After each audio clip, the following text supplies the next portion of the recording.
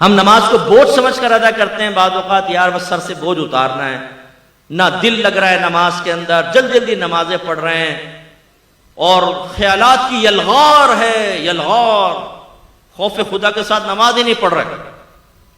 حالانکہ آپ کے نبی نے ارشاد فرمایا جس نے 2 رکعت نماز، زیادہ نہیں، 2 رکعت نماز ایسے ادا کی کہ اس میں دنیا کا کوئی خیال اپنے قلب میں نہ لایا، وہ گناہوں سے ایسا پاک و صاف ہو جائے گا جیسے آج ہی اپنی ماں کے پیٹ سے پیدا ہوا۔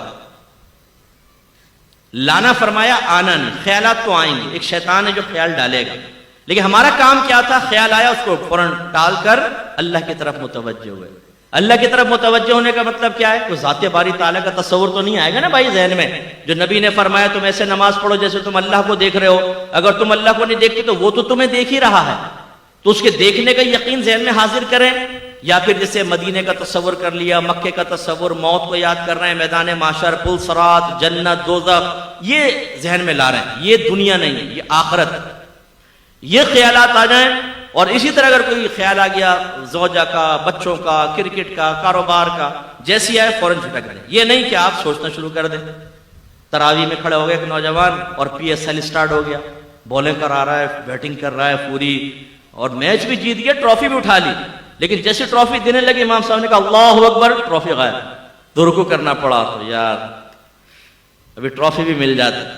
ایک کنجوس آدمی تھا، اس کو وہ نماز، اس کو مسجد میں پہنچا تو جماعت نکل گئی، تو بڑا افسوس کرنے لگا۔ لوگ بڑے متاثر ہوئے، کہا کہ ہمیں آپ کے جذبے سے بہت سیکھنے کو ملا ہے کہ آپ کیا جماعت نکل گئی، اتنا آپ دکھ کر رہے ہیں۔ کہا بھائی یہ بات نہیں ہے، مسئلہ یہ تھا کہ جب امام صاحب کے پیچھے نماز پڑھتا تھا نا تو اپنی دکان کا پورا حساب آرام سے کر لیتا تھا۔ اب امام صاحب اکیلے نماز پڑھوں گا تو حساب کے علیحدہ ٹائم نکالنا پڑے گا، میرا وقت نکل جائے گا۔ تو یہ صورتحال ہوتی ہے کہ جو چیز ہمیں کہیں یاد نہیں آتی، آپ آزما کر دیکھیے گا وہ نماز میں یاد آئے گی۔ اسی لیے ایک آدمی امام اعظم ابو حنیفہ رضی اللہ تعالیٰ عنہ کے پاس آیا، کہنے لگا حضور میں نے کچھ اپنا خزانہ دبایا تھا، اب بھول گیا کہ کہاں دبایا تھا، کیا کروں؟ فرمایا علاج تو بتا دوں گا لیکن تو کرے گا نہیں۔ کہا کہ جی کیسے نہیں کروں گا، آپ بتائیں، کیونکہ اس کے لیے تو ہم تیار ہیں نا۔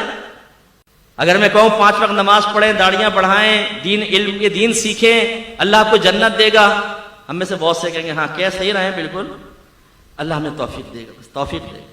اور اگر میں کہوں میں آپ کو وظیفہ دے رہا ہوں 100 مرتبہ آپ کو پڑھنا ہے، 100 مرتبہ فجر کی نماز کے بعد، اسی دن آپ کو 1 لاکھ روپے نہ ملے تو فقیر کا گریبان پکڑ لیجئے گا۔